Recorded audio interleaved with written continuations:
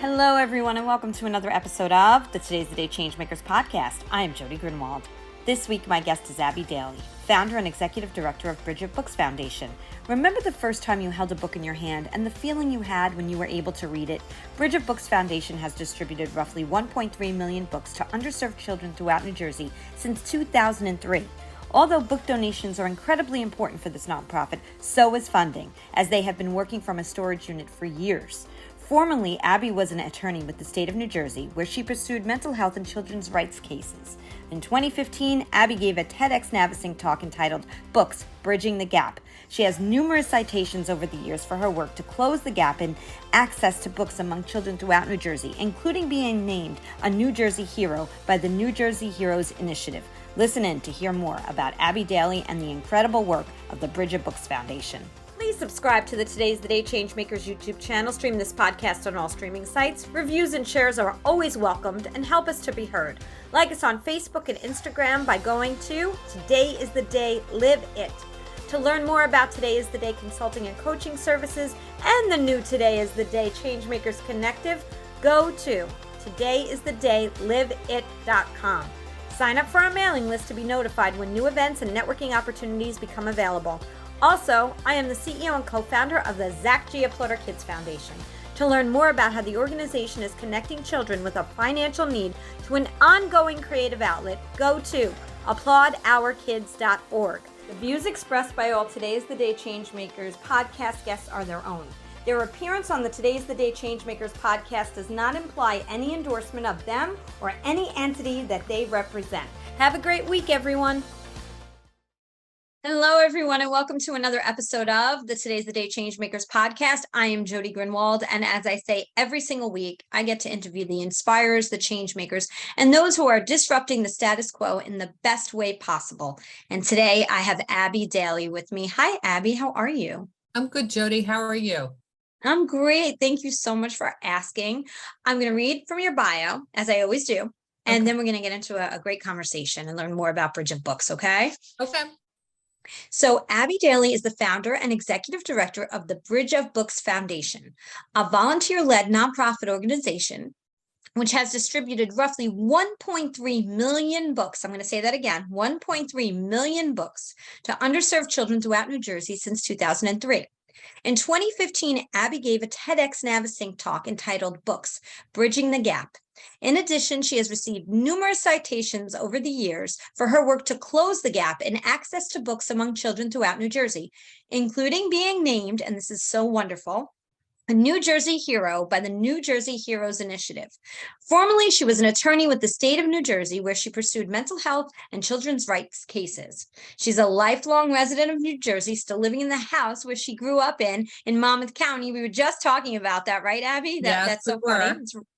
And in addition to her love of all things literary, she developed a passion for bird photography as a way of getting outside with her husband, Fran, during the height of the pandemic. She's a mom of two kids, Ellen and Lang, and two animals, Ruby, a rescue dog, and Bandit, a leopard gecko, left in her care when her son went off to college. Oh, how fun that must have been for you. He's rather cool. I'm the only other one in the house who actually likes him and will feed him. And he is seriously a cool little guy. What makes him cool? Now I'm curious. It's just, they're so interesting just to watch them and the way they kind of look at you. And I mean, it's a leopard, it's a reptile, and like they have those cool eyes, and he doesn't do a whole lot, but he's just interesting. It's just fun to have and to hold and kind of torture my husband and my daughter with, because they don't want to touch him. And my daughter has only recently started petting him. Well, there you go. Right. Making strides. That's awesome. Yeah.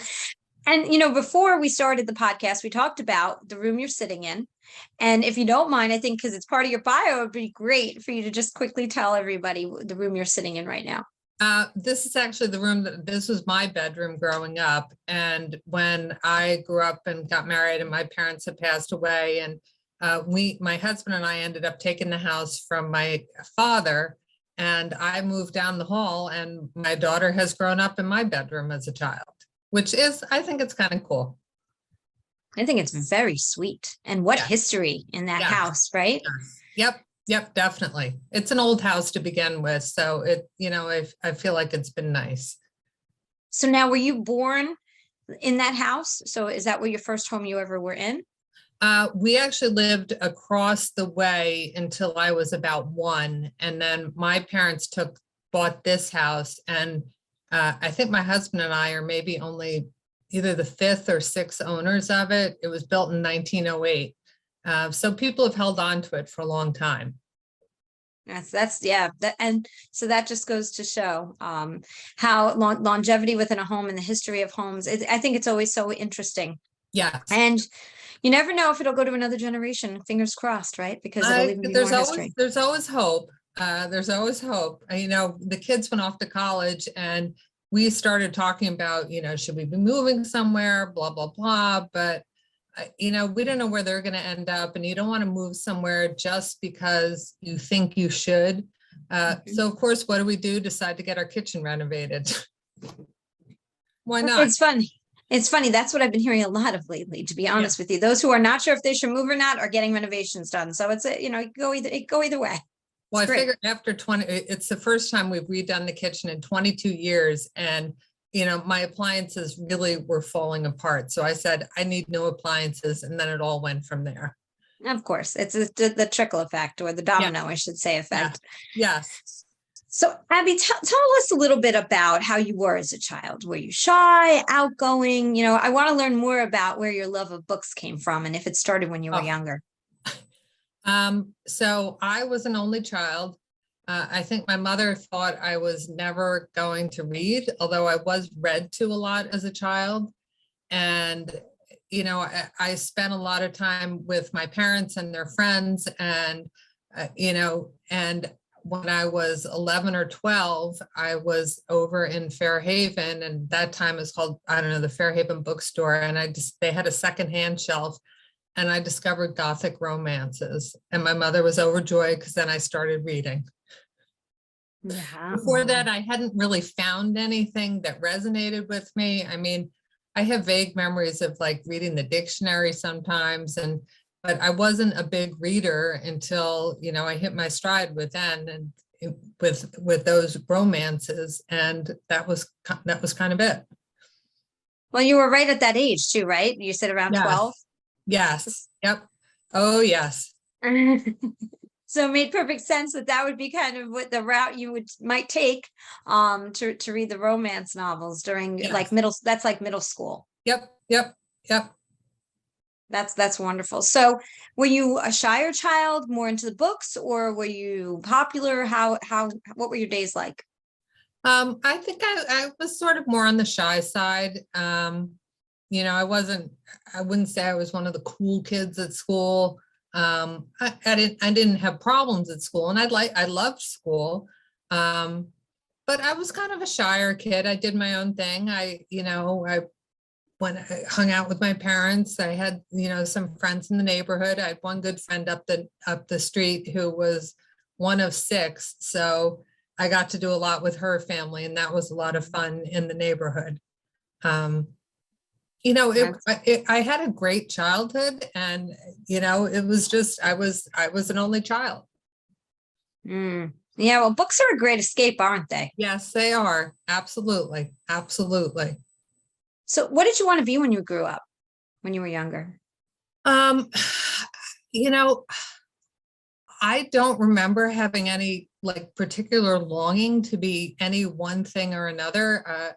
My mother tried me in dance, and a lot of little girls want to be ballerinas, and I hated dance. I spent more time playing with my friend who we did it together.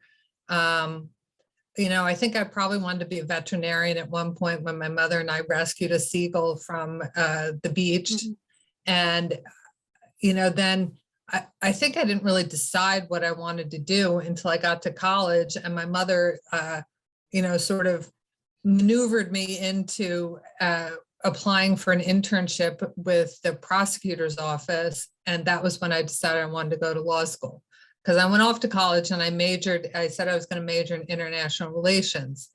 And, being the self-assured, cocky kid that I was, like, I knew exactly what that was. And she kept saying, what does that mean? What does that mean? And, so then I couldn't really give her a good answer. So finally, she just suggested this. And that was kind of all she wrote. I fell in love with the law and, decided to go to law school. And that was kind of, the beginning of my journey as in my career. Well, it says in here, you were for the state of New Jersey, you were an attorney? I was. When I got out of law school, I clerked for a judge over in Monmouth County. And then I applied. I actually had 2 jobs with the state of New Jersey. First, I worked for the public defender's office in a unit that I had never even heard of. I just sent my resume to the public defender's office, and I got a call for an interview with the mental health unit, which at that time, they represented children and adults who've been involuntarily committed to psychiatric hospitals. And, it was a job. I didn't know anything about it. It sounded kind of cool. And, I was off and running, and they trained me, and I used to go and work with kids and adults who'd been, at Marlborough Psychiatric Hospital and Brisbane and various other hospitals around and inpatient units around New Jersey.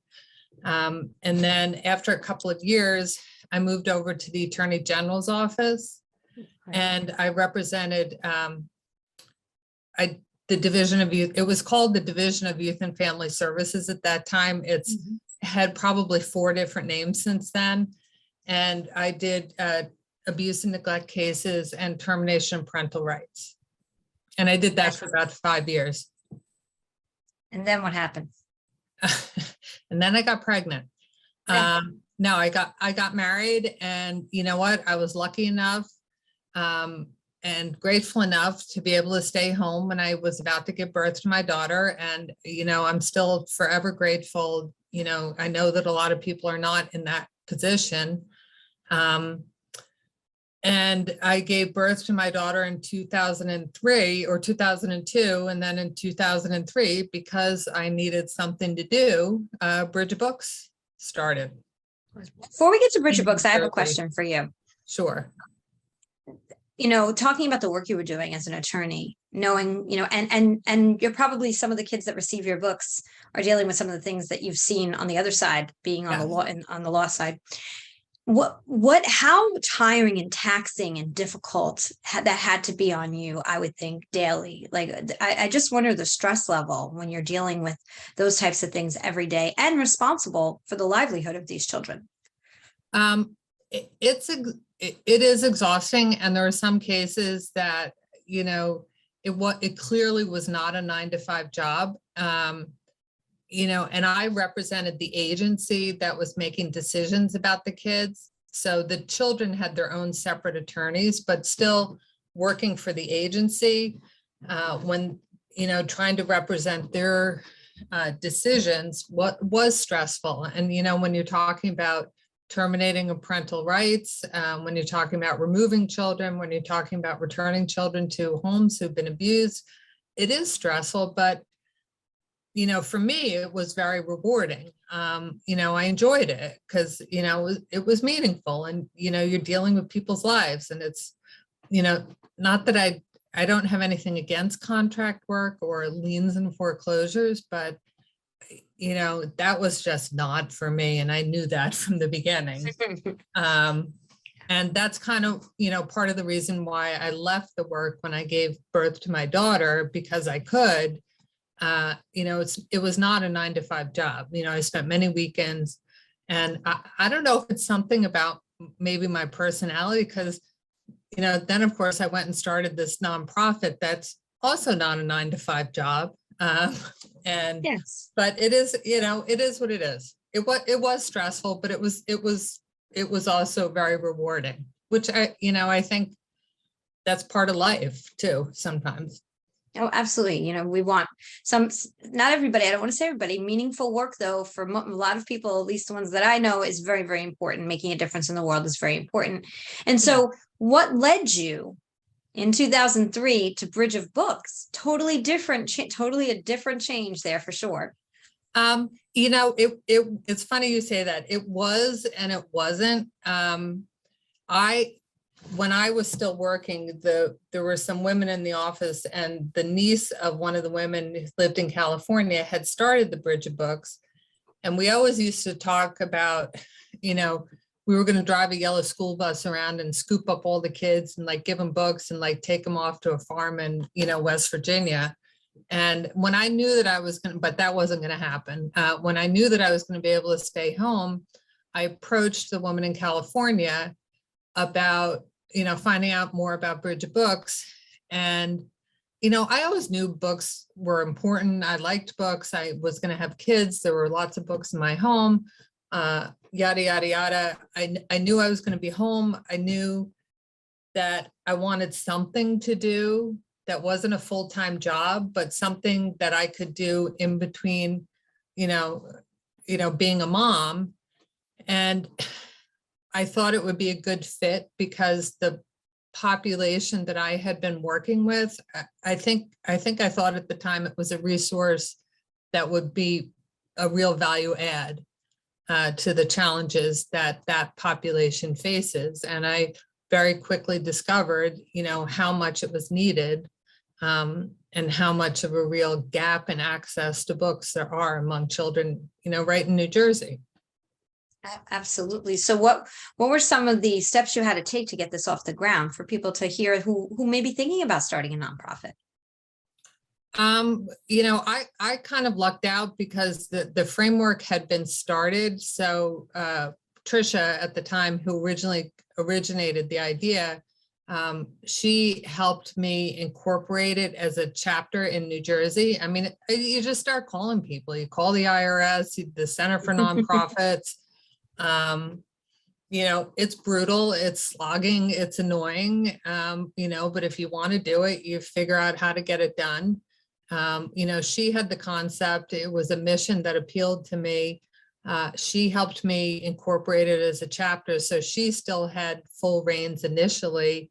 And I think it was maybe like year 2 or 3 that she decided to close down close down in California. So then by that time, then I had to figure out how to reincorporate in New Jersey, which, I figured it out. I had a board and, we just figured it out, one day at a time. And did we make mistakes? Absolutely. But, you can usually, if you're humble enough, you can usually figure it out.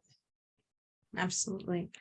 Starting a nonprofit, and even though it was a different chapter, let's say, of another organization that was originally started, you're the newbie in the room, whether you go to networking event or what have you. What did you do to get yourself more engaged in the community for Bridge of Books, so that people could see that you're out there and understand the needs of your organization? I think I'm still trying to figure out how to do that on some days. I get it. I mean, it was just donated. It was just something that I was doing. I don't really know that I started it with, to be honest, maybe I didn't really start it with the right framework of like building a business. I started it as, okay, this person gave us donated space. I started making phone calls and I made some connections, and then, you sort of figured out how to put a website up, and, it was just something to do. And maybe that's, maybe I ended up paying the price for that later on. It was just making phone calls and just sort of thinking about the contacts that I'd had when I was working, and, then figuring it out from there. I had a board, I had people who liked the idea. We had the basics, and to be honest, I really don't know. I mean, it just sort of happened. Well, no, I understand. I'm a CEO of a nonprofit, and my answer would be pretty much the same. It's like it's like throwing spaghetti at the wall. And you just do it. You just do it, and you hope something sticks. That's the key. Ham10 is a leader in IT enterprise solutions and staffing. They are driven to transform their clients' business performances. They do this every day by providing their clients with the best services and products. Products like BizLego, an online community platform, and Colear, a unique learning management system. They also transform the lives of women and children through their associated nonprofits, SheTech, which supports women in and joining the technology field, and Softkin, support organization for kids in need. PAM10, technology for social good. Go to pam10.com for more information. So tell everybody the mission of the organization and, how you collect the books, but also how you distribute them. So the mission of the organization, it's to bring, the why of it is basically to bring the world to children through books. The mechanics of it is to create access to books for kids who need access in order to encourage the development of literacy skills and a love of reading. When I first started it, as I started to talk to people, I didn't really know. I had no idea. I knew that I had worked with this population that was underserved, and people were doing clothing drives and food drives and all that kind of stuff.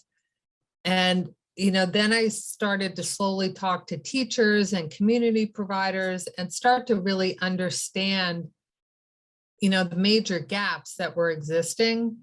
And so, we got the website going. I found somebody who actually I still use him to this day.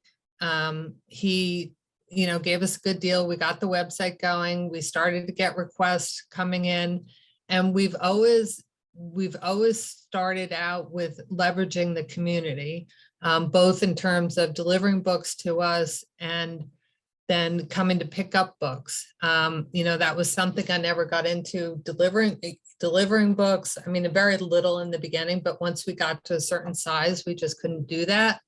And it's kind of been word of mouth. I think there's probably something else I should be doing. And, I still to this day, 1.3 million books later, I still meet people. The first 2 donations that we sent out this year were to teachers that we've never met before. And somebody had said to me once, you're like this total underground nonprofit. Like, you've reached so many lives, but there are still so many people who don't know about you. So we're figuring it out, chipping away. Absolutely. When I think about things too, a lot of things right now are, and probably moving forward is even going to get worse, is all about electronics, right? You can read on your electronics. You can, there's all of this, if you have a phone, if you have a tablet, and your population typically, you would say, wouldn't be able to necessarily be in the space to be able to go and purchase an iPad, potentially. Not saying everybody, and in certain cases, Chromebooks are given out. But there's something about holding that book and turning those pages. Yes. In your opinion, seeing what you're seeing, do you feel like books are becoming less and less utilized, or do you see that they're still just as important as they were when we were kids? My heart says yes. I do think that they are still just as important. And, given the requests that we have, I think teachers and communities see them still just as importantly. I think maybe in certain sectors where they can afford to have an iPhone with the access, or afford to have the Kindle, the physical books may not be as important, because, you get to 7th or 8th grade and reading's not as important. So, the boys will read on their phone or something like that.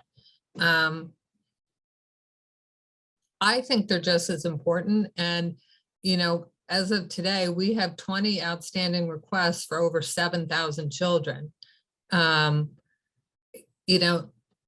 these kids, most of these requests are for, I would say maybe 3/4 of them are for people that we've been working with, so these are kids who want the books. And, I think sometimes kids just don't think about it. And when they see books come into their school and they're told they can take some home, they get excited. They do get excited. And that's the feedback that we get from the teachers and the community providers who can give these books to the kids. And I think it's like Christmas Day. I remember when we used to get those little brochures, the highlights, I think they were called. I'm trying to remember what it was called, the one that you would get and you'd order the books. And Yes. when the books would come in, you would feel like it was like, a Christmas, because it was, you brought your books home and it was exciting to open the cover and read the book. And I hope that feeling never goes away, no matter how much we get, connected and more connected to electronics. That piece, I hope, always stays with us. Yeah. And the thing that's sad is, like it's the Scholastic today. Scholastic is still out of a lot of people's price range. And so, that's what we talk about is we try, many times we'll suggest to schools, it's like we try to get as close to like a book fair type selection, or, we try to make our selections as close to what you would see when you walked into Barnes and Nobles. I mean, because there are communities where there's no bookstore, the library is probably closed down. If it's open, parents can't get to it. There are a lot of things that kids just don't get that you and I have experienced, that kids and my own kids, our kids are experiencing, that they just don't, there are kids who don't experience that. I absolutely agree with you 100%. They're just not, they're not as privileged as some of the others. And we get that. And that's why you're here, to help them and connect them. How do people help your organization? Well, that's been the ongoing challenge of our story. For years, it's always been people hear our mission and they say, I have books to donate. And then they move on to the next nonprofit. And we're so grateful for books, because we always need books. That's our bread and butter. But right now, we need that. For the past 2 years, we've been operating out of storage units, and to, get, books out for 7,000 kids, that's a challenge to get it out of a storage unit. So we've been looking for space. We've been looking to rent. I just don't know that there's a taste to donate space. But, it's that age old, nobody wants to talk about operational funding. And, nobody really gets that you can't do the program if you don't have a place to operate out of. And it's pretty challenging to operate full-time out of a storage unit. But we're doing it, and because the need is there and the gratitude is there, and, we're doing new programs and things like that. But we've got lots of neat programs that we're doing. We implemented something called the Book Arc, which during COVID, I went up to Jersey City with another partner, and we did a book distribution in a housing development. And so one of the families had said, we have books to donate for you, but for them to have 10 or 15 books, it doesn't make any sense for them to drive all the way down to Monmouth County. And that got me thinking about, additional book distribution streams. And there's a nonprofit in Camden that created something called a book arc, which is basically a giant version of a little free library. So we've developed a partnership, and we're trying to get those built and out into the community, because it's really an opportunity for a community to take ownership of, circulating books and getting books out. So that's a neat program for people to get involved in. We do want to get the volunteers in. It's challenging to have volunteers in a storage unit, but we'll, if you're willing, we'll try and make it work. And we need your support. Yeah, financially, Yeah. and I know it's hard. I'm the CEO of a not-for-profit. We don't have a space. We've been working this.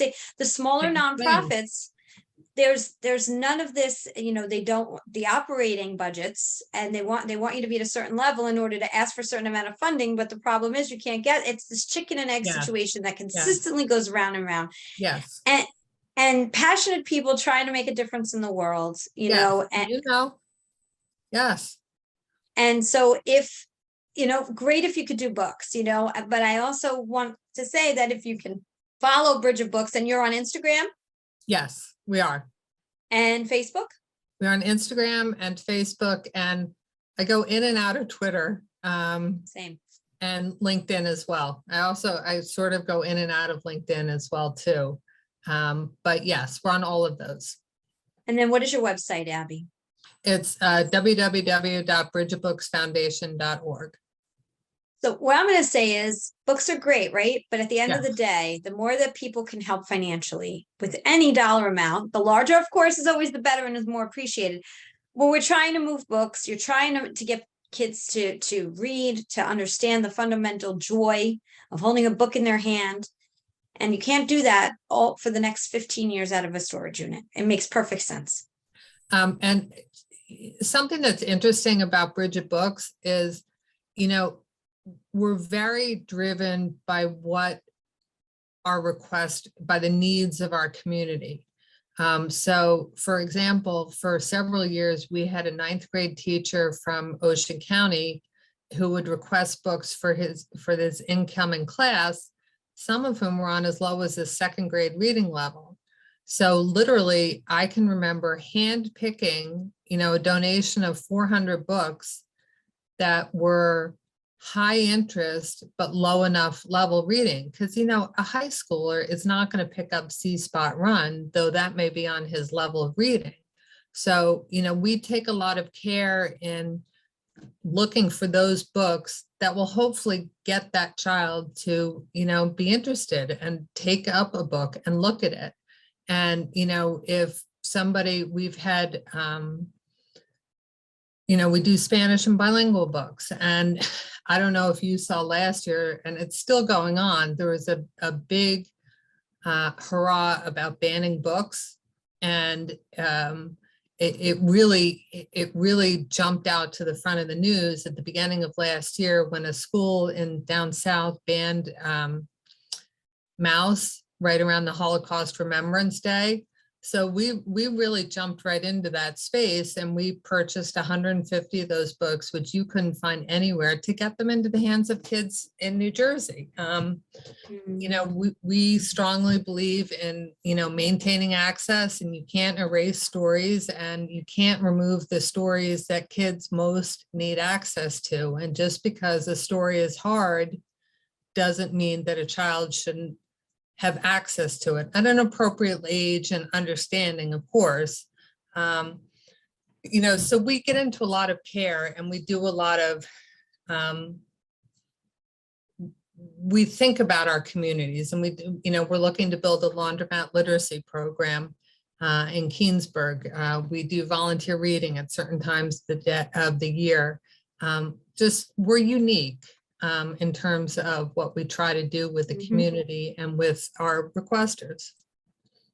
And it's awesome. It's wonderful what you're doing. And any long-term plans that you can share, or is it just full steam ahead of where you are right now?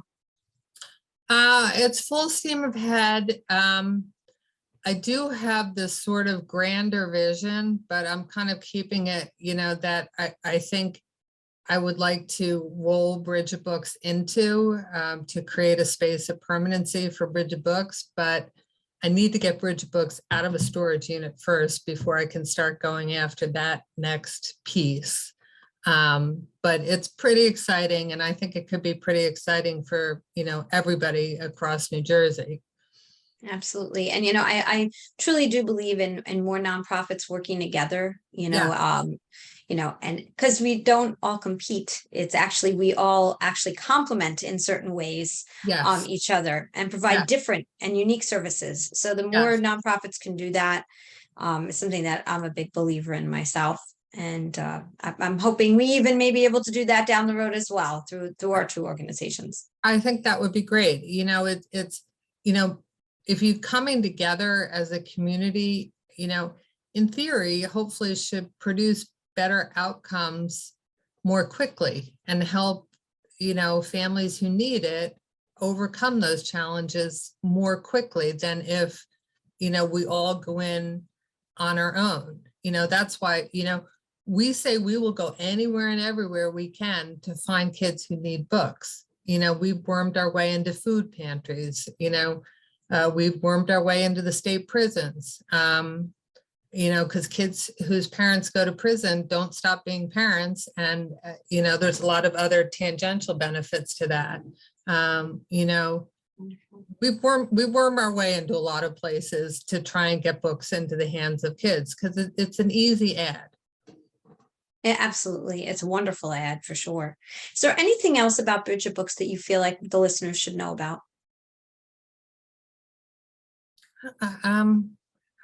It's books. Like, it's the magic of what are the first books that you really remember? What are the books that have resonated with you? Whether, they were kind of the illicit ones that you read under the covers when you were a teenager, or, the little ones that you remember reading with your kids. And, the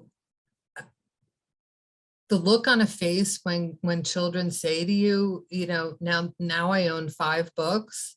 It's meaningful, it's meaningful. And even, even high school kids who will say to you, I never thought I would own this book.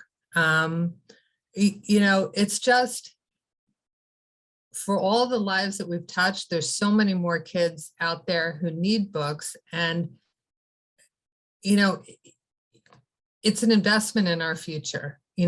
Bringing this magic and the world and the joy of reading to children who are growing up, it's giving them joy that they deserve, but it's also an investment in our future because these kids are coming up behind us and they're tomorrow's workforce.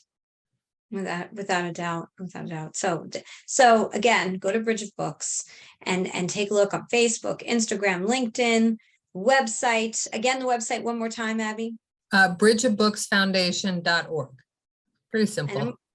Very simple, very simple. I'm going to ask you the last question I ask everybody this year. Every year I ask all of my guests the same last question. What is a lesson you have learned along the way that you could share with a young or seasoned change maker? I would say never be afraid to ask a question, because not asking that question means that you'll never know what you might have gained. Or, and if you don't get what you want, then nothing lost, nothing ventured, nothing gained. The power of being inquisitive, right? Yes. Oh, and then the other one that my father, this is from my father, never let him see you sweat. I love that. That's so true though. Be brave and never let them see you sweat. Because if it's worth it, you just got to go for it. 100%. I love that. That was like 4 things. You can say as many as you want. I don't mind whatsoever. I love it. I think that the goal is we have young change makers, those who are what I call seasoned change makers who listen from all over the world. Mm-hmm. And, I think it's wonderful to share with them some lessons learned as they're going through their own journey. Absolutely. Absolutely. And this is a big year for us. So I'm trying to do a lot of self-reflection myself, because it's 20 years that we've been doing this. And, that's right. And then it's amazing. It's kind of amazing to me. And, the need is still there. And as I said, we're still meeting new people. And, there's 7,000 children who've requested books, and that's at least, probably 15 to 18,000 books that we need to get out. And they're looking for them by the beginning of March. Do you have the books? We do. We pretty much do. I can get them quickly. Like, we're having to fend off a lot of people, and people are being very understanding about holding on to the books and waiting until we have the room. Because, out they go and in come more. Absolutely. But helping with the transportation and helping with the funding, everybody, that's what Abby needs. Funding. Yeah, absolutely. I want to thank you. Thank you for sharing your beautiful story, and congratulations on 20 years. I can't even still fathom it's 2023. My brain is still not wrapped around it. Yes. It's crazy. It's crazy. Absolutely. But 20 years, that's incredible. What a milestone. We're only 5 years as the Applaud Kids Foundation. So 20 years, that's kudos to you. That's amazing. Thank you. And thank you so much for inviting me to be a part of the podcast. I really appreciate it. Oh, absolutely. So everybody, again, follow Bridge of Books. Abby Daly, thank you for being a guest. I really appreciated your time. Take care, Jody. You too. Before you go, I'm going to say what I say at the end of every single podcast. Today is the day. You cannot go back to yesterday, and you do not yet own tomorrow. So what steps, small or large, are you going to take today to get yourself closer to your goals? Have a fabulous week, everyone.